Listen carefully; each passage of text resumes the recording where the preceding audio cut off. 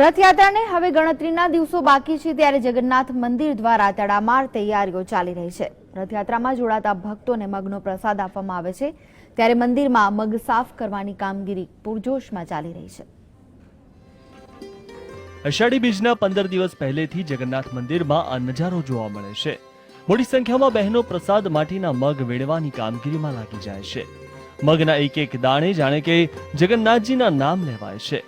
યુવા હોય કે વૃદ્ધ, સૌ કોઈ ભગવાનનું નામ લઈ આ કામગીરી હોંશે હોંશે કરે છે।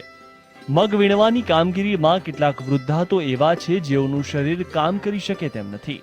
કામ કરવાની તેમજ સાંભળવાની શક્તિ પણ ક્ષીણ થઈ ગઈ છે, છતાં વર્ષોથી સેવા આપવાનો ક્રમ જાળવી રાખ્યો છે। કેટલાક વિદેશ સ્થાયી થયેલા ભક્તો પણ સેવા આપવા આવવાનું ભૂલતા નથી।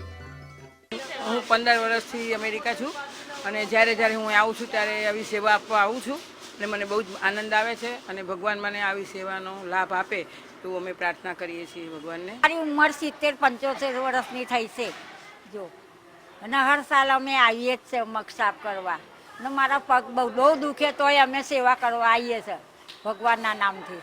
ભગવાનની સેવા 8-9 વર્ષથી સેવા કરવા આવીએ છીએ અમે। પૈસાથી ધનથી સેવા ના કરીએ, અમે તનથી ને મનથી સેવા કરીએ છીએ। અમારી જાત મહેનતથી ભગવાનની સેવા કરીને અમને ઘણો આનંદ મળે છે। રથયાત્રામાં ભગવાનના દર્શન કરવા દેશ વિદેશમાંથી લાખો ભક્તો આવે છે અને તેઓ માટે ખાસ ફણગાવેલા મગનો પ્રસાદ તૈયાર કરાય છે। મગ એ આરોગ્યની દ્રષ્ટિએ પૌષ્ટિક અને શક્તિવર્ધક હોવાથી મગના પ્રસાદનું વિશેષ મહત્વ છે।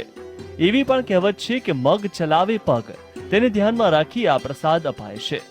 મગ ઉપરાંત કેરી, જાંબુ, કાકડી, દાડમ પણ પ્રસાદ તરીકે વહેંચવામાં આવે છે।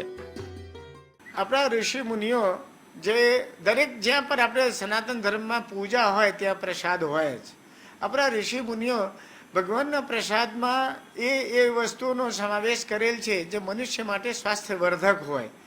મગ માટે તો ખાસ કહેવાય છે કે મગ ચલાવે પગ, એટલે ફણગારેલા મગ, તે સમયના ઋતુ ફળ, દાડમ, કેરી, જાંબુ જે તમામ છે ને સ્વાસ્થ્યવર્ધક છે, એ પ્રસાદમાં ઋષિ મુનિઓએ એ વખતે નક્કી કરેલ, જે આજે પર ભગવાન જગન્નાથજીની રથયાત્રામાં આ જ પ્રસાદ વહેંચવામાં આવે છે।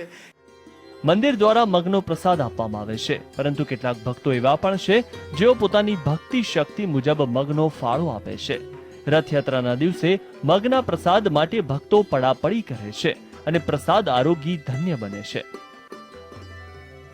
કેમેરામેન મનીષ સાથે ઝલક ધ્યારુ, GS